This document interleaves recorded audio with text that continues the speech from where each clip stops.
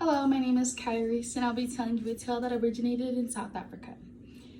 A chief who bore two daughters, one named Katilia and one named Meduna, were walking along one day.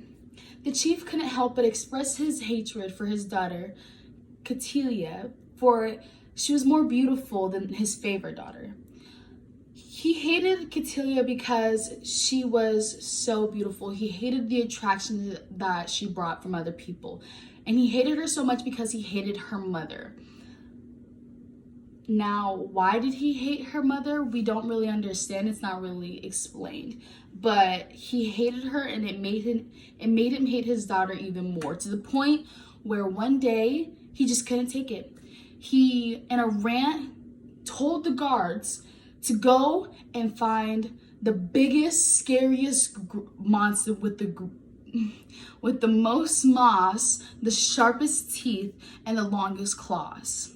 And so the guards did so. They traveled on their journey and they came across the pond. And the pond was very dark. The water was pitch black. It was very muggy and very heavy, per se. And so the guards cried out a song. Nya-Nya booyah, Nya-Nya booyah, show us your teeth, show us your claws, show us your green moss. And out came a gigantic beast, 4 arms, the biggest eyes, but only one tooth. And since it only had the one tooth and no green moss, the guards had no other choice other than to move on to the next and reject it. So they did so. And they went on to the journey again. And they traveled and they traveled and they came across another pond. And this time the pond was clear blue and the surroundings was all clear. Like there wasn't really many trees or any real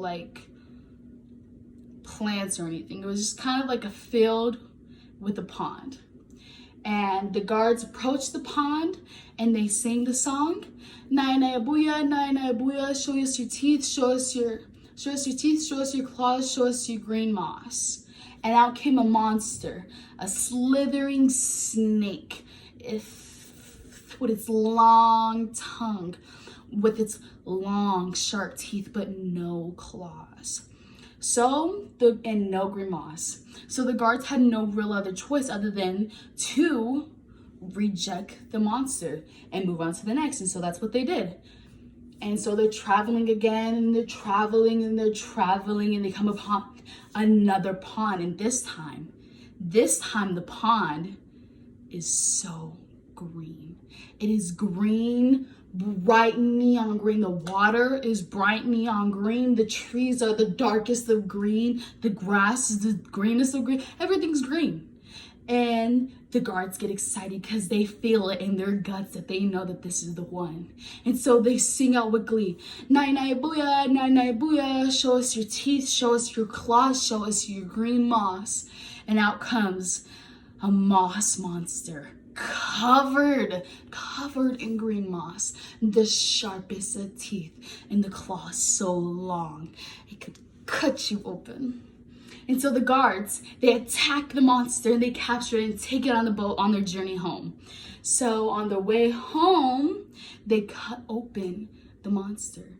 And inside the monster is enough green moss to create jewels, necklaces, bracelets, clothing, anything, enough to last Katilia her entire life.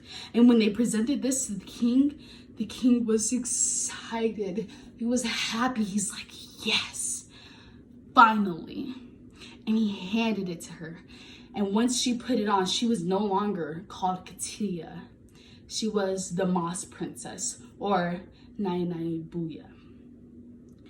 And when she put it on, everybody scurried away from her out of fear.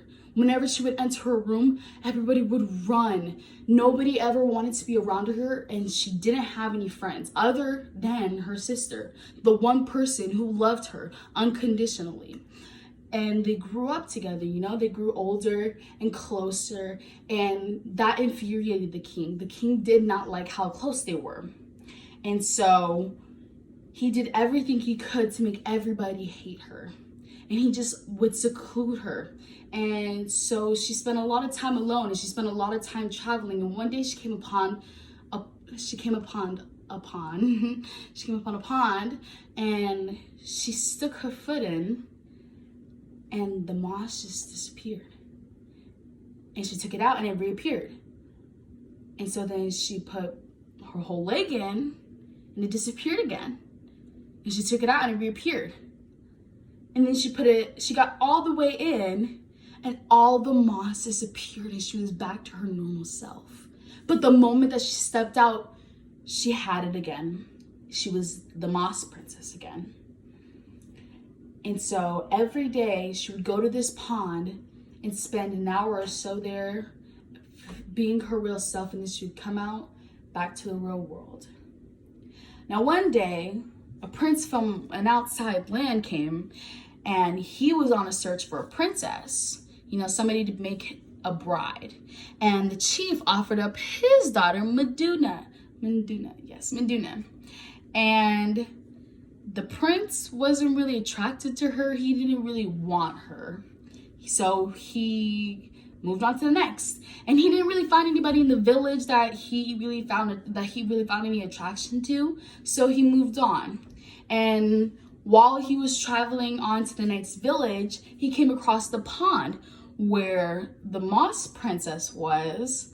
And she was in there and she was bathing, in her true form, as beautiful as she was. And the prince sees her, and the prince falls in love with her at first sight. And then she comes out of the water, and the prince, kind of is in shock and is kind of in disbelief at what he's seeing.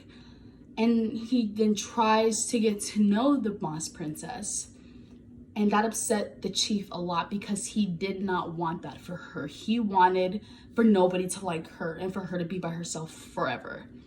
And this guy wanted to be with her. And once he profound her love for her, the moss disappeared. It flew up off of her and dissolved.